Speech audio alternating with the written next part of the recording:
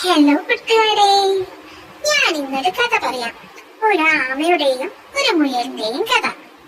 നിങ്ങൾക്ക് എത്ര പേർക്ക് അറിയാം ഈ കഥ? പറയട്ടെ.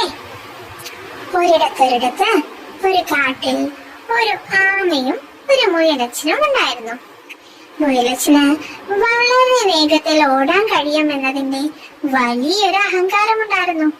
അതുകൊണ്ട് തന്നെ പാവം ആമക്കുട്ടനെ എപ്പോഴും മുയലച്ചൻ കളിയാക്കും.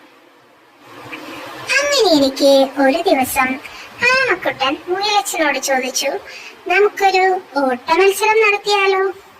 ഇത് കേട്ട മുയലച്ചൻ ചിരിച്ച് ഒരു വഴിയായി. അവൻ പറഞ്ഞു, എന്റെ കൂടെ നീ ഓട്ട മത്സരം നടത്താനോ? നല്ല കഥയായി. എങ്കിലും മുയലച്ചൻ സമ്മതിച്ചു. ഈ ആമക്കുട്ടനെ ഒരു പാഠം പഠിപ്പിക്കണം, അവന്റെ ചെറിയ വായിലെ വർത്താനം നിർത്തി കൊടുക്കണം എന്നൊക്കെ വിചാരിച്ച് ഇങ്ങനെ നിന്നു. അങ്ങനെ മത്സരം തുടങ്ങായി. കാട്ടിലുള്ള എല്ലാവരും കൂടി. അങ്ങനെ ആദ്യത്തെ വിസിൽ മുഴങ്ങി. മുയലച്ചൻ ഓടണ ഓട്ടം, ആമക്കുട്ടനാണെങ്കിലോ പതുക്കെ ഇഴഞ്ഞു തുടങ്ങി. അങ്ങനെ കുറേ ദൂരം ഓടി കുറച്ചു കഴിഞ്ഞ് മുയലച്ചൻ ഒന്ന് തിരിഞ്ഞു നോക്കി. എവിടെ ആമക്കുട്ടന്റെ പൊടി പോലുമില്ല. മുയലച്ചൻ മനസ്സിൽ കരുതി, എന്തായാലും ആമക്കുട്ടൻ വരാൻ കുറേ സമയാവും.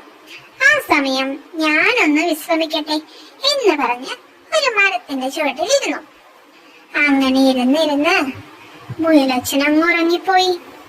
ഈ സമയം ആമക്കുട്ടൻ പതുക്കെ ഇഴഞ്ഞ് ഫിനിഷിംഗ് പോയിന്റിലെത്തി.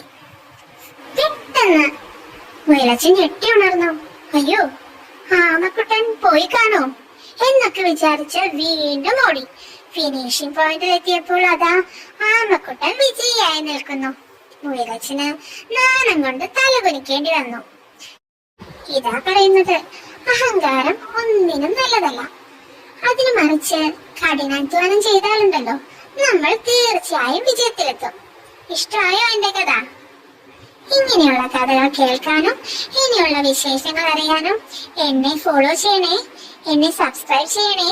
Thank you.